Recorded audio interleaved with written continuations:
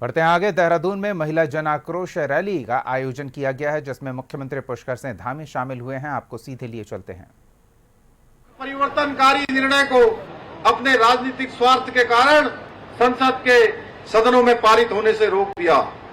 लोकसभा में संख्या बल के आधार पर यह बिल पारित नहीं हो पाया, तो कांग्रेस के युवराज आपने देखा होगा जैसे कोई जंग जीतकर आए हों, इस प्रकार से जश्न मना रहे थे और मेजें थपथपा रहे थे।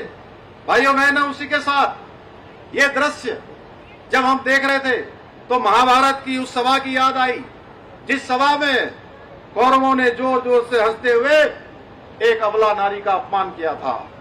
भाइयों बहनों, हमारी नारी शक्ति का अधिकार छीनकर कांग्रेस के युवराज दुर्योधन की तरह अपने मद में मस्त होकर अपनी जीत का जश्न मना रहे थे और समाजवादी पार्टी के नेताजी दुशासन की तरह महिलाओं को अपमानित करके खुद को विजयी मान रहे थे। Congress, Samajwadi party, TMC, DMK और इंडी गठबंधन के लोग अपने राजनीतिक कौरवों की तरह उन्होंने नारी शक्ति के उनके अधिकारों से वंचित करने का काम किया है। लेकिन मैं आप सब बहनों के बीच में कहना चाहता हूं कि ये परिवारवादी दल आपकी बढ़ती हुई शक्ति को देखकर घबरा गए।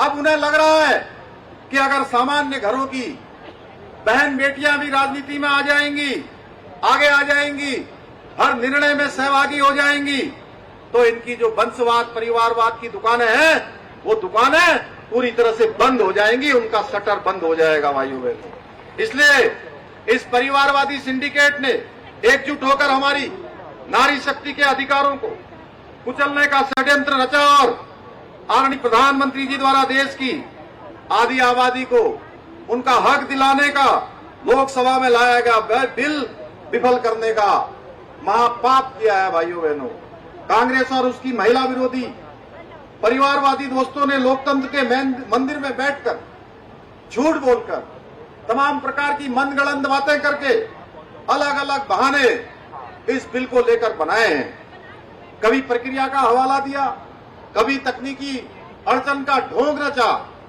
तो कभी जनगणना और परिसीमन के नाम पर महिला अधिकारों को कुचलने की साजिश रची है। लेकिन सच तो यह है कि ये लोग महिलाओं को उनका हक देने के पक्ष में कभी थे ही नहीं। ये सिर्फ देश की मातृशक्ति को भ्रमित करने की राजनीति करने आए हैं। बहनों, इस देश में मैं आप सबके सामने, आप सबको भली भांति पता है, इस देश की आजादी के बाद इस देश के सत्ता पर लगातार 6 दशकों तक, यानी 60 वर्षों तक अगर किसी पार्टी का शासन रहा है तो उस पार्टी का नाम है कांग्रेस पार्टी, जिसने 6 दशकों तक इस देश के अंदर हुकूमत चलाने का काम किया है। इनके पास हमेशा पूर्ण बहुमत होता था, लेकिन इसके बाद भी इनके समय में कभी महिलाओं का उनका हक नहीं दिया गया, क्योंकि वे लोग जानते थे कि अगर सामान्य घरों से महिलाएं राजनीति में आ जाएंगी तो इनके परिवारवाद की राजनीति घपले में पड़ जाएगी। इसलिए आदरणीय मोदी जी ने वर्ष 2014 में प्रधानमंत्री पद की शपथ लेने के साथ ही मातृशक्ति को नए भारत के निर्माण के साथ जोड़ने का आधार मानते हुए उन्हें सशक्त बनाने के लिए, उनको सक्षम बनाने के लिए और आत्मनिर्भर बनाने की दिशा में अपना कार्य प्रारंभ कर दिया।